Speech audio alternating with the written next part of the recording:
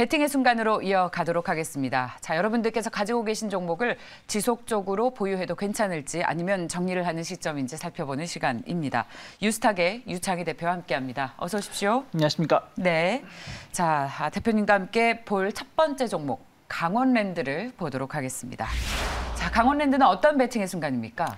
네, 강원랜드 충분히 매수 관점에서 볼 수 있는 종목이다 생각을 좀 하고 있습니다. 네. 최근에 좀 조정이 나오긴 했습니다만은 저는 뭐 이 정도 조정은 고점에서 한 번 정도 나올 수 있다 생각을 좀 하고 있고요.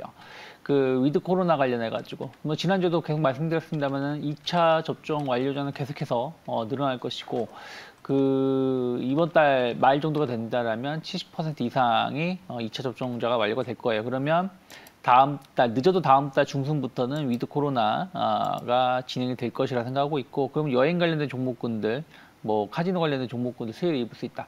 특히 이제 카지노는 이제 해외 카지노, 국내 카지노, 그러니까 외국인 전용 카지노, 국내 혹은 외국인 전용 카지노가 이제 대상이 될 수가 있는데, 외국인들은 아직까지는 국내 입국이 쉽지 않겠죠. 오히려 강원랜드 같은 경우는 내국인 카지노이기 때문에 그런 부분들이 이제 위드 코로나 됐을 때 그 이용객을 조금 더 상향 조정할 수 있다는 기대감들이 좀 있고요. 그리고 최근에 그 여행 가시는 분들 보시면 국내 여행에서 제주도 많이 가시는데 강원도 쪽 많이 가십니다. 그만큼 약간 자연 친화적인 여행을 많이 선호를 하게 되고, 특히 이제 그 겨울로 갈수록 스키 시즌이라든지 이런 것을 보신다라면 또 강원랜드가 또 수혜를 입을 수 있다 생각을 좀 하고 있습니다. 그래서 그런 측면에서 봤을 때 뭐 그 29,000원대 3만 원 언저리를 돌파 시도하다가 좀 최근에 좀 눌림목이 나왔지만 전 충분히 추가적인 상승해서 고점 돌파 가능하다 생각을 좀 하고 있습니다. 그래서 저는 뭐 현재가 수준 공략 가능하다 생각하고 있고, 단기 목표가는 32,000원 정도 열어놓고 접근해 보시면 좋지 않을까 생각하고 있습니다. 네, 자 강원랜드 오늘은 보합권에서 거래가 이루어지고 있습니다. 어제도 뭐 큰 움직임이 없었습니다만 저희 수요일장에서 장대 음봉이 나오면서 마이너스 4%의 하락세를 보였습니다. 그리고 거래량도 동반이 됐고요.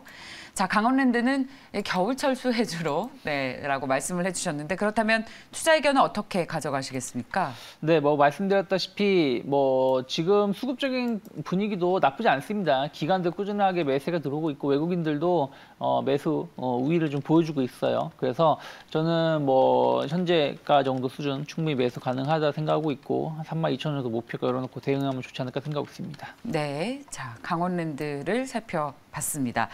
자, 두 번째 종목을 보겠습니다. 자, 한세실업입니다. 한세실업은 최근 그 의료 수요가 증가한다라는 소식이 전해지면서 또 이제 소비재 중에서 의료주들의 동반 강세가 나타나기도 했었는데요. 오늘은 어떤 배팅의 순간이라고 보십니까? 오늘도 뭐 매수 배팅이라고 말씀드릴 수가 있겠죠. 뭐 아까 강원랜드, 뭐 지금 한세실업, 일단 두 종목은 위드 코로나 기대주로 제가 선정을 했는데, 특히 의료주들은 우리나라 시장도 중요하겠습니다만 미국 시장이 상당히 중요합니다. 미국이 연말에 의료 소비가 상당히 높은 국가 중에 하나고요.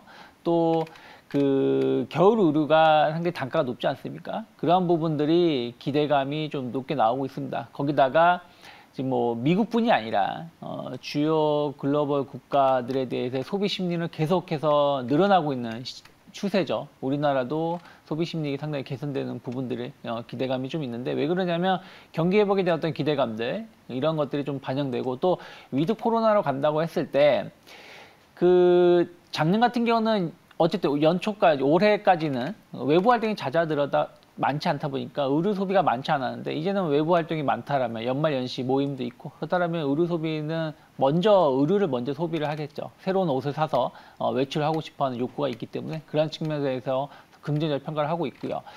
문제는 이제 이겁니다.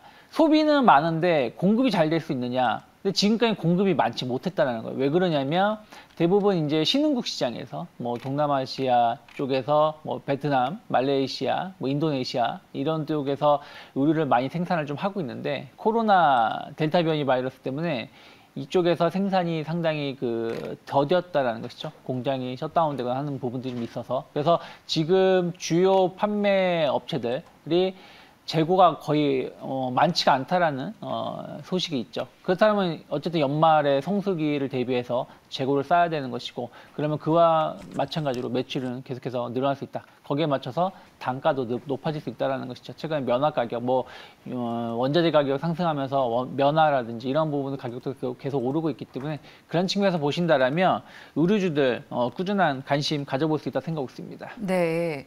한세실업이 최근에 이제 뭐랄까요, 저점을 좀 다지면서 우상향하는 패턴이 나오고 있습니다만 사실 그 실적이 3분기에 굉장히 우려가 되지 않았습니까? 네. 베트남 공장도 있었고 그래서 다른 의료업체들에 비해서 실적에 대한 우려가 큰데 주가가 이렇게 그래도 상대적으로 좀 강한 흐름을 보이는 그런 이유는 어디에 있다고 보십니까? 그 반대로 이제 기저효과라는 것이죠. 그러니까 말씀하신 것처럼 어떤 한세실업에 문제가 있어서 실적이 3분기에 우려감이 있는 게 아니라 공장 가동을 못해서 실적을 반영을 못했다는 얘기는 이제 공장이 정상적으로 가동을 한다라면 그것이 이제 4분기, 5분, 내년 1분기에 이제 반영이 될 것이라는 것이죠. 결국에는 이제 전체적인 실적 매출 자체를 보면은 변함이 없다, 우상향할 수 있다는 기조가 나오고 있기 때문에 그런 부분들이 주가를 다시 한번 끌어올릴 수 있는 동기가 되고 있다 생각 좀 하고 있습니다. 다른 의류업체들에 비해서 한세실업의 매력이 더 높다고 보시는 이유는 또 뭐가 있을까요? 왜 그러냐면 한세실업 같은 경우는 GAP라든지 여러 가지 갭이라든지 여러 그 다국적 기업들을 공급처로 OEM으로 좀 공급을 좀 하고 있습니다. 한세실업이요? 네, 한세실업이. 예, 그래서 대표적인 브랜드가 갭, 갭, 예. H&M 이런 기업들이기 때문에 그런 기업들이 또 그 매출이 고가 제품 브랜드가 아니기 때문에 오히려 중저가 브랜드의 매출이 더 늘어날 수 있는 부분들이 좀 있기 때문에 그런 쪽에 대해서 어떤 한세실업을 좀 긍정적으로 보시면 좋지 않을까 생각하고 있습니다. 네, 자 그렇다면 가격 전략은 어떻게 세우고 계세요? 네, 오늘 좀 한 4% 정도 강세 흐름을 보여주고 있는데 저는 현재가도 솔직히 나쁘지 않다 생각하고 있고요. 한 24,000원 전후로 해서 매수 타진해 보시면 좋다 생각하고 있고 단기 목표가는 직전 고점대 한 28,000원 정도 열어놓고 접근해 보시면 좋다 생각하고 있고 21,000원이 크게 이탈하지 않는다면 저는 분할 매수 관점으로 이어갈 수 좀 중장기적인 관점에서 끌고 갈 수 있다 생각하고 있습니다. 네, 자 한세실업을 들어봤습니다. 오늘 또 자동차 완성차 제 그룹을 비롯해서 자동차 관련주들이 오늘 오래간만에 또 동반해서 상승을 나타내고 있는데 오늘 베팅의 순간에서는 기아를 좀 보려고 합니다. 베팅해도 괜찮겠습니까? 네, 자동차 섹터 이제는 좀 바라볼 수 있지 않을까. 물론 이제 최근에 올라온 것은 낙폭과대에 대한 어떤 인식 그런 것들이 좀 반영되면서 올라오는 건 사실입니다. 그런데 그 모건 스탠리가 최근에 난 그 리포트를 보신다면 그 자동차 반도체 쇼티지가 해소가 될 수 있다. 상당히 개선될 수 있다라는 리포트를 낸 것이 결국엔 이제 마찬가지입니다. 신흥국 특히 말레이시아 쪽에서 반도체 생산을 많이 하고 있는데 코로나 델타 변이 바이러스 때문에 공장이 가동이 중단됐었다는 것이죠. 그래서 원래는 자동차 반도체가 차량용 반도체가 3분기 정도, 4분기, 그러니까 3분기, 4분기 넘어갈 때쯤 되면은 상당히 해소가 될 수 있다라는 그 기대감이 한 4월, 5월부터 있었습니다. 그런데 델타 변이 바이러스 때문에 이것이 뒤로 미뤄진 것이죠. 그래서 4분기 이후부터는 내년 초만 상반기만 된다고 하더라도 상당히 이런 쇼티지 문제는 해소될 수 있다는 어떤 리포트가 나왔고 저도 아는 지인이 이제 자동차 전장 부품 쪽 기업에 있는데 그 분하고 얘기를 나눴을 때도 그 봄에 식사를 했을 때는 한 3분기만 넘어가면 나쁘지 않을 수도 있다 얘기를 했다가 최근에 식사했을 때는 조금 더 미뤄졌다라는 얘기를 하거든요. 그런 것들이 저는 연말 정도 되면 내년 초가 되면 해소가 된다는 것 리포트가 틀리지 않다 생각을 좀 하고 있습니다. 그런 추세들을